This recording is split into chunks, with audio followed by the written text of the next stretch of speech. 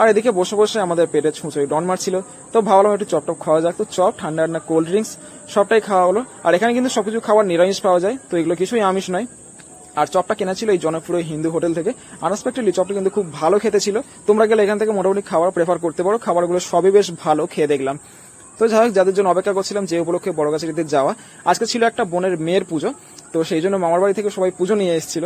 আর আমরাও গিয়েছিলাম এইবার থেকে, মানে আমি আর মা। এদিকে মামি, মাসি, মাসির মেয়ে, মামার মেয়ে, ছেলে সবাই চলে এসছে।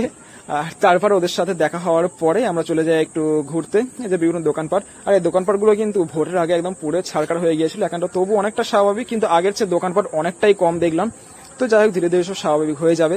আর এদিকে আমার মা, আমার মেয়ে বেচারি বসে পড়েছে গাছের তলায়। বেচারা এতটা জার্নি করে এসে হাঁপিয়ে গেছে মনে হয়। তো যাই হোক, তারপরে আবার ফিরে একটু ওখানে আমরা সবাই বসে রেস্ট নিয়ে চলে আসি বাবার মন্দির দর্শনে।